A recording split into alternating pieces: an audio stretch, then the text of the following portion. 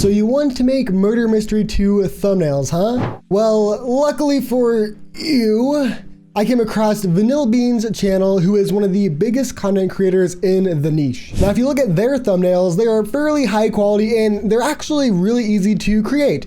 And for the purpose of this video, I will be referencing this thumbnail that we will be going off of. Quick disclaimer though, please do not just copy someone's exact thumbnail, as they did put in a lot of time to create something unique. My biggest tip for you is to try to find your own style from this tutorial to help you. The most important part of the thumbnail is actually the design. So I took the liberty of drawing up a rough outline of our thumbnail layout so we have a game plan. First things first is perfecting the background of our thumbnail so we can reference it when we make our character renders. This step is really simple. Literally just join a game and take a screenshot of literally whatever you want your background to be, whether that's a specific map or actually being in the lobby. Snap a picture of that bad boy and let's bring it on over to Photopea. Photopea is just like Photoshop, but free, so take it as you will. Slap that new project button, title it whatever you want, make the width 1280 and the height 720, and change the DPI to 300, and make sure you select transparent for the background and hit create. Now we want to locate our Roblox screenshots folder by hitting file and open.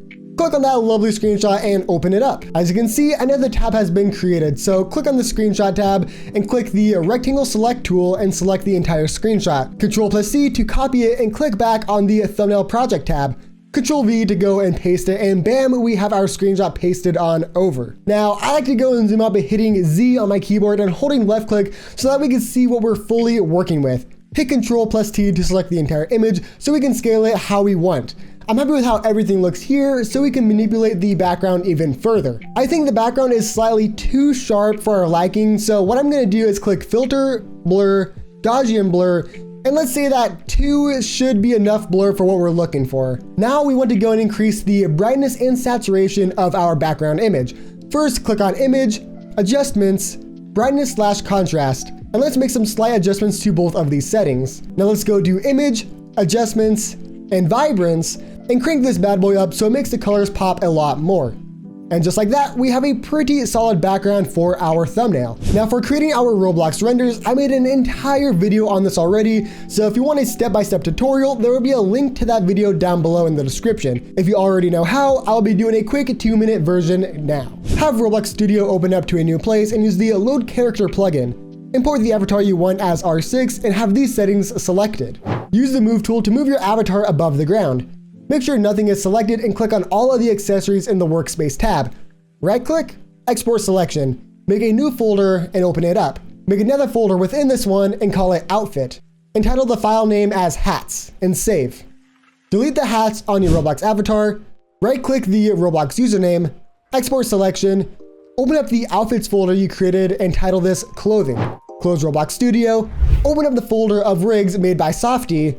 Open whichever rig you have to use. We will be using the woman rig. Select the third shading option in the top right. Click on the chest of the rig. Click on the shading tab. Hit X on the main texture and open up the avatar's actual texture. Click on the layout tab. Click File, Import, Wavefront.obj. Select the hats file and check these settings. Import. Click on the gear icon, Object Mode, and switch to Pose Mode. Select hats in Scene Collection, click on the neck piece of the rig, hit Ctrl+P on your keyboard, and select Bone. Do this if you have any other accessories on the hip or back and attach it to that specific part of the rig. Back in Object Mode, select the head, hit X, and delete to remove the head. File, Save As. Find the folder you created for your Roblox avatar and call it the player's username. Of course, if you need specific help, there is a full step-by-step tutorial, as I mentioned previously, on my YouTube channel, and I do have a Discord server you can join for any specific help with the community. Now, on to the fun part, posing. With vanilbean's type of thumbnails, the poses are fairly simple and don't require anything too complex. All we have to do is rotate a few of the joints and yeah, I think we're good. Now just go to Roblox Studio and find a Murder Mystery 2 knife to import into Blender. I think we will be going with this one. Just make sure the knife is near the center of the workspace so it imports near our character in Blender. Now I just need to right click the knife and export selection. Find our Roblox Blender folder and make a new folder inside called Knife. And hit Save As. Now back in Blender, we can hit File, Import, wavefront.obj, and select the knife and import it in. Now we just have to make it look like our character is actually holding the knife. And there we go. Now we have to go and add some lighting to make our character stand out. I'm just going to be using white as our base lighting color since we don't really need to do anything too special or advanced for this render. Then we just need to go ahead and throw in our camera, make sure we are rendering on cycles, and now we just have to hit render and save our image. I'm not going to be repeating this process, but instead of an avatar, I'm going to be grabbing a trash can from Roblox Studio to import into Blender for our video idea. Now the fun part finally begins, putting the rest of the thumbnail together. I'm going to hit File, Open, and select both of our renders and import them into our thumbnail scene. Of course, we could play around with the sizing just to make sure we like how this thumbnail turns out.